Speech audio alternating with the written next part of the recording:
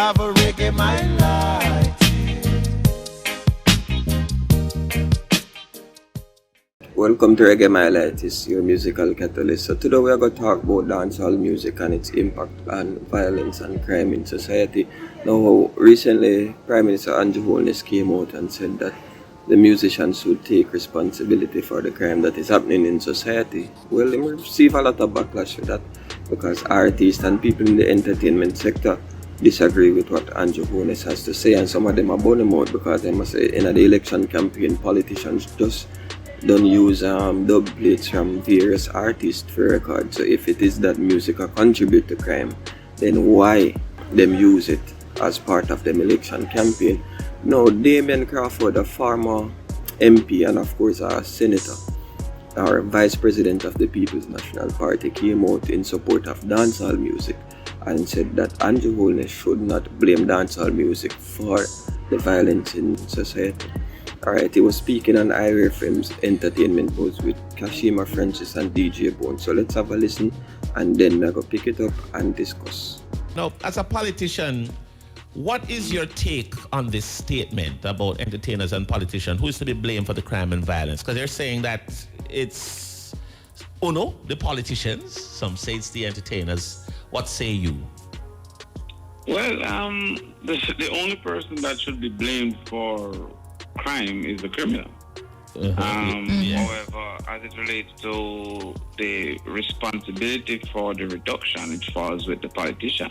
So if a person is saying that sufficient has not been done to curtail crime, it can only be the politician's fault, quote unquote, because they're responsible for policy development and policy implementation. But if someone is suggesting that the politicians is the reason for crime, I don't think that is so. And if they're suggesting that the entertainer is the reason for crime, no evidence at all exists that criminal art or what you call violent art lead to violent action. So I think that if I should have to make a vote, the entertainer is disqualified based on research, and the politician, the context would have to be set as to responsibility as it relates to policy duty. Okay. In your estimation, Mr. Crawford, what would you say is the contributing factor to especially the recent upsurge of crime and violence that we're seeing in Jamaica? I don't know what the reason for the upsurge, because that's difficult to quantify. Many things can cause an upsurge. A man might look at another man, and then some altercation happen, and then reprisals, and therefore the base reason will be the other man woman. So I don't know what is the reason for the upsurge, but what I think is necessary is for us to analyze who are the perpetrators of crime. And when we find those correlations, we say what are the reasons. For example, most persons that have been charged and proven guilty, they went to non-traditional schools. So the inequity within the school system is a cause. They're from single parents' homes. The lack of a male figure within the home is a cause. I don't know if we have looked into some of these things, because I think that by biological design, a man is physically stronger. And I think for that reason, the Lord has caused for them to be less quick to anger. When I observed my father, he was much less quick to anger than my mother when I was growing up. But when you don't have the fathers there, the men have the biological blessing of being stronger and then have the training of being quick to anger. And that calls for very deleterious outcomes. So when women are angry and them quarrel, when men are angry, they fight. And they kill and they shoot. And that becomes a negative. So they have been found to be within those homes. They have low levels of education, leaving about at 9th grade. Early exposure and continuous exposure to drugs and alcohol. So those are established trends or correlations with those who are the key perpetrators of in particular, murder. And by extension, I would say those are the cause. Do you think a bit of criminality could be from you're mentioning some, situations like the home, the basis or the genesis of the home and the home structure. In terms, do you think that sometimes criminality could be a socio-economic situation where poverty is involved? People are just trying to survive, and they no. All right, causation as a statistical model or a statistical concept suggests that it must have two things. For something to be perceived to be a cause, it must have majority outcome. Yes. And it must have shared direction. So that means that if it is that poverty should cause crime, the majority of poor people should be criminals, and that is not so. In fact, that is very far from so. You have 500,000 people living below the poverty line, so you have 500,000 proven poor people. And if I should give every murder to a different murderer, which means they only kill one person, you have 1,800 murderers. So if I should only look at the poorest people in Jamaica, which are those below the poverty line, it is only 2,000 maximum out of 500,000 people. So poverty could not be the cause of crime. It don't fit the basis of causation. Equally, as poverty reduces, we have seen that crime is increasing. So 2 years ago, even the government announced that there was almost a 3% reduction in poverty, but there was an increase in crime. So you don't have shared direction. So there's no correlation there, really. So they can have a correlation, but there's no causation. Right. So there's a story we tell in marketing that says that ice cream causes people to drown, because they recognize that as ice cream consumption increase, drowning increase.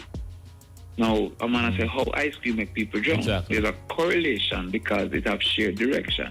However, it's because in the summer, people go to the beach more often and people eat ice cream more often. So therefore, that correlation has no causal relationship. In fact, if you eat ice cream and cool off, you might not go to the beach, and ice cream might actually save you from drowning. Yeah, because you might not go to the beach at all. You're right. Yeah. Exactly. So what has happened is that those with criminal intent who are well off, they have too much to lose and they have greater connection. Those with criminal intent who are not well off, they have less to lose and by extension perceive less risk. So let us say that you violate them and really feel to stab you.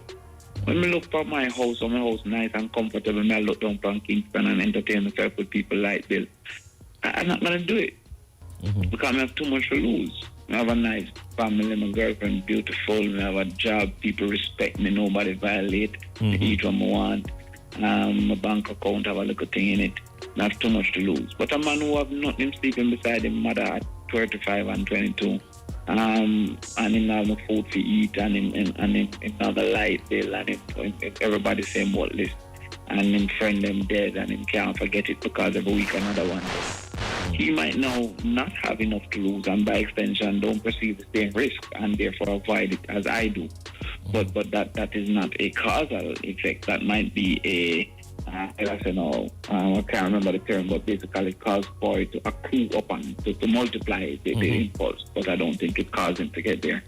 You know, Damion, there's a lot of truth to what you are saying to us, and your reasoning, of course, is pretty rational. But we also cannot ignore influence. Right? Go to that. And politicians, you are influential. Do you believe that you can use your influence to encourage your constituents, or not you as in your, but in a broad brush general sense, for persons in a bid to say curtail crime then? The ability to impact, right? It's called upon in a time of crisis to use that ability to impact. However, all of the research has shown that there are people who are able to impact, to act to a particular level and don't have an impact to another level. For example, Elephant Man and Bounty Killer can make me drink a particular drink, but they're not going to make me buy a particular house. You understand? So they impact me to the level of what I consume to look cool, but they're not going to impact me to the level of where I live. You understand? So when I'm saying NSA or Guinness, or I might change my alcohol consumption because of their impact, but I might not change my criminal intent because of their impact. Now, it is an unfair analysis, in my opinion, because when Bounty Killer said book, we didn't see a quick shift to book. Yes. So if Bounty Killer was so influential for Anytime Younger Again, you got 79, how wasn't he equally influential when he said book, book, book? Yeah, that's a good question. So it's really the intent. So it is the intent. So the person who had a education intent, he might have like book can be influenced by it. And the person who have a criminal intent, he might have like Anytime Younger Again, you got 79, and be driven by it. So influences are incorrect word, driven by it. You understand? He will find solace in it. But his intent was already there. What advice would you give to the government at the moment as it relates to curtailing crime and violence as a politician on the other side? Well, I mean, the side don't really make a difference because there's not much difference in opinions now based on political party. People seem to look down a political party and that. So there's no coalescence of views on one side versus the next, like in a Michael Mann time, for example. But for one, I think that we are incorrect in how we fund fighting crime. You see, if you increase the funding in education, that is one of the most essential ways to fight crime. If you should increase, in my opinion, the number of boarding competent to about 20 or 25% of the total school population. That's how you separate a student from the community who is going on the wrong path. Right. I study the rich people all the time, and they send their children when they not behave to Monroe for boarding. Then separate them from the influence, separate them from the environment.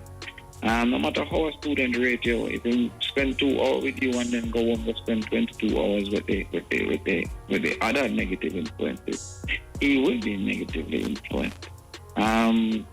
If we try to ensure that we have a 1 degree per household, if we encourage alternative forms of earning, the alternate forms of earning for the poor, what would I call legitimate forms of earning for the poor, have been made illegal by government policy, like taxi, like vending, like promotion and dance.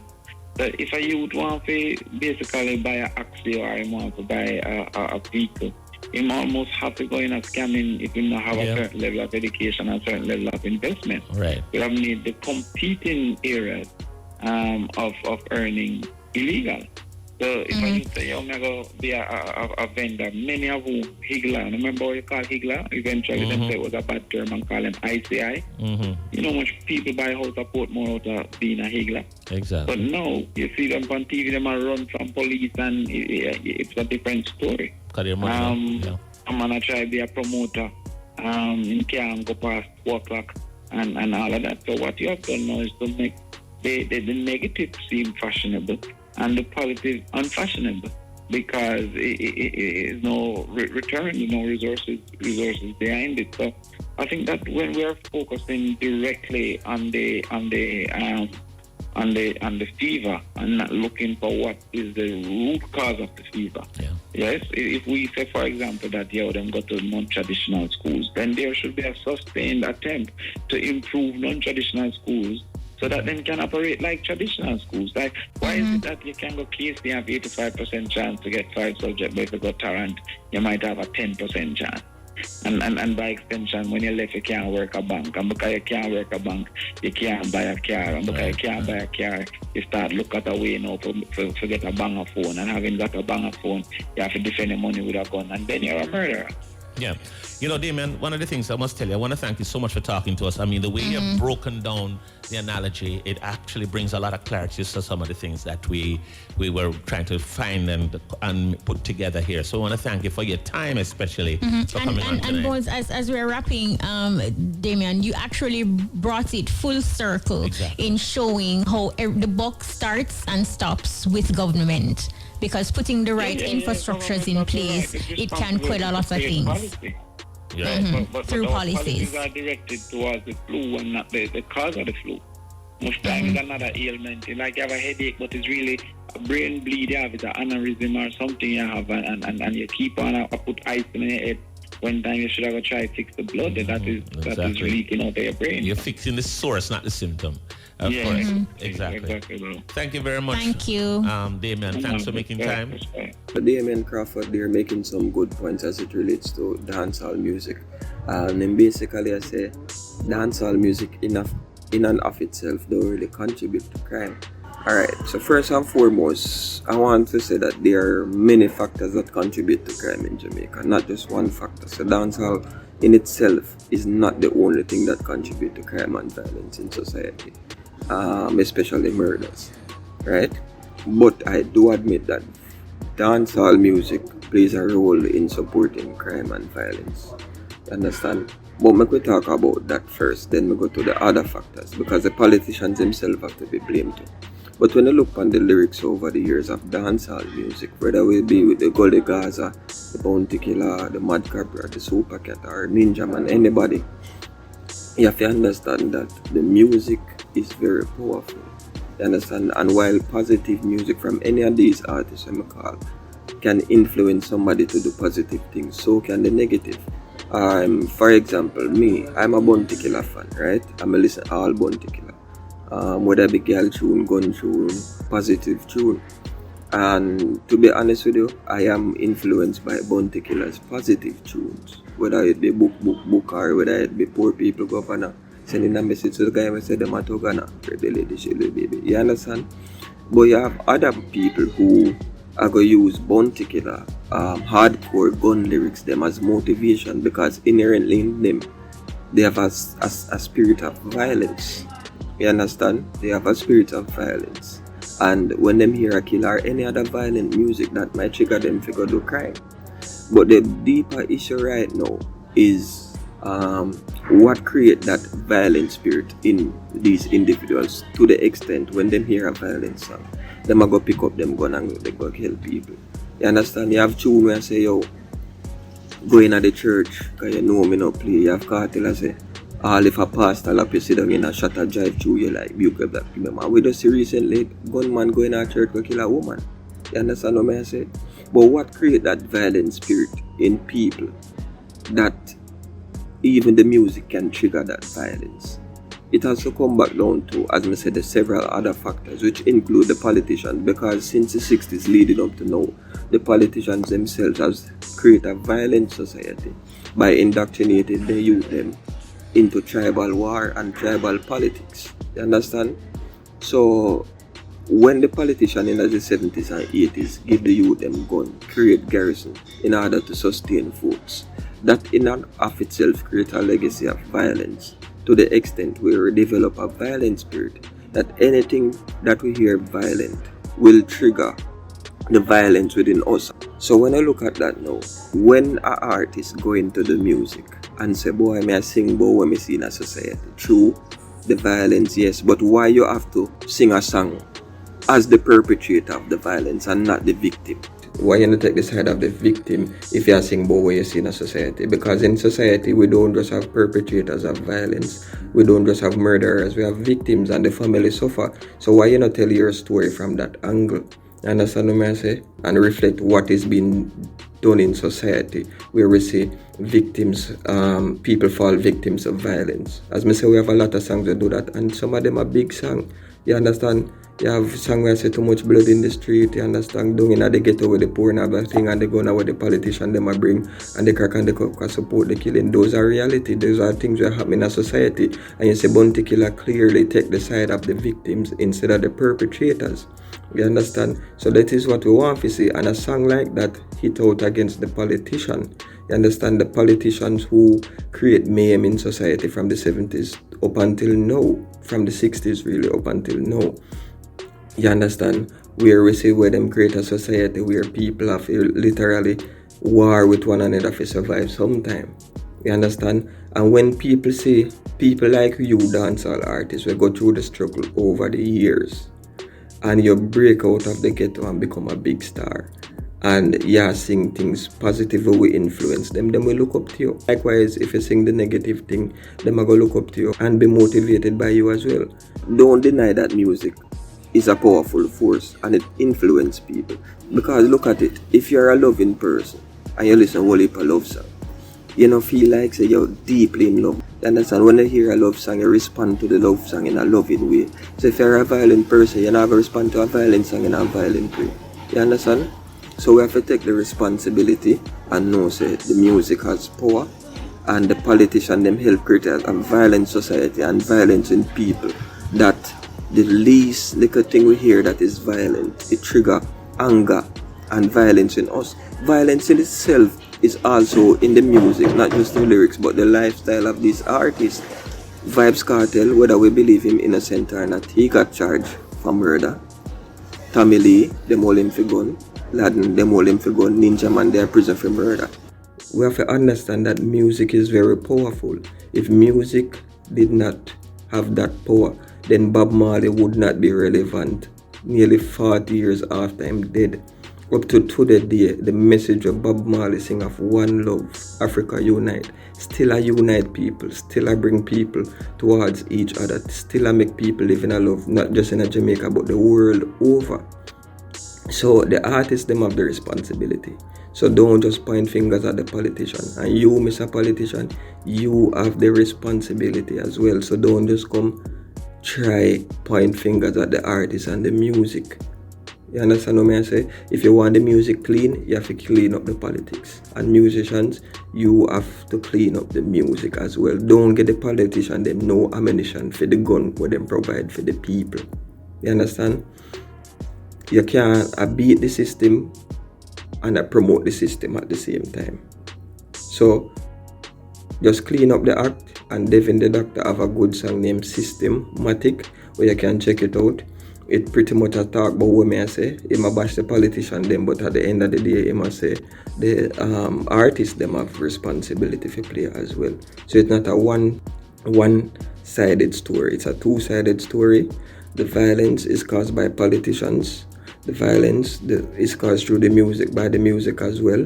Poverty and everything.